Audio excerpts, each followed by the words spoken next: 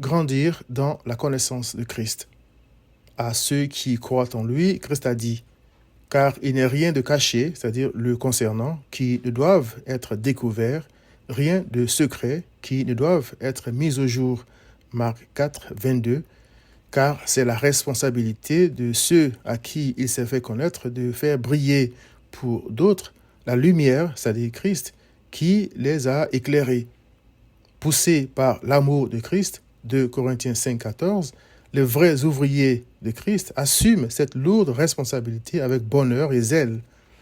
Le Seigneur leur a aussi dit, car on donnera à celui qui a, mais à celui qui n'a pas, on ôtera même ce qu'il a. Marc 4, 25. J'ai trouvé ça intéressant.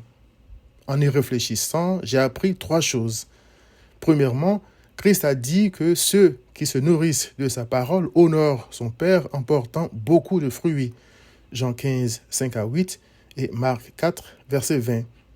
En s'efforçant de se présenter devant Dieu comme des serviteurs éprouvés, ils deviennent à leur tour des maîtres qui n'ont point honte de l'Évangile, qui étudient la parole afin de témoigner de Christ.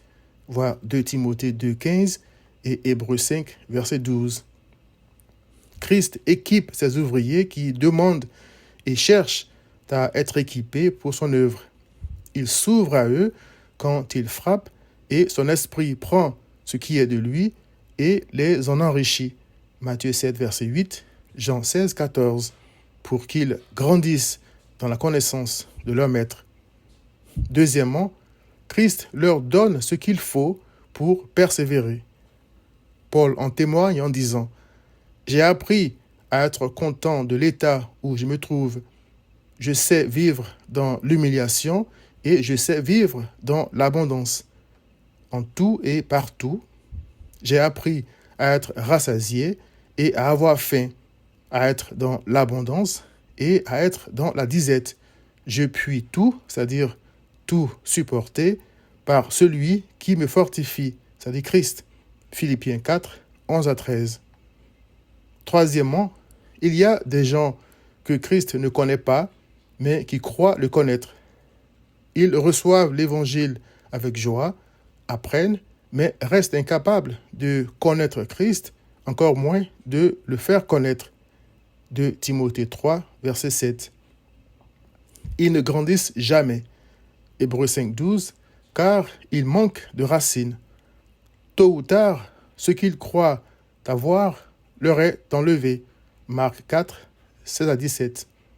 Ce sont ces gens-là qui témoignent partout qu'ils ont renoncé à Christ parce qu'il les aurait déçus alors qu'ils ne l'ont jamais connu. 1 Jean 2, 19.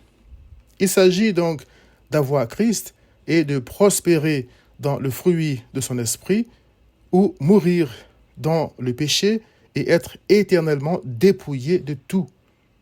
Cher ami, je te souhaite la meilleure part. Viens à Christ.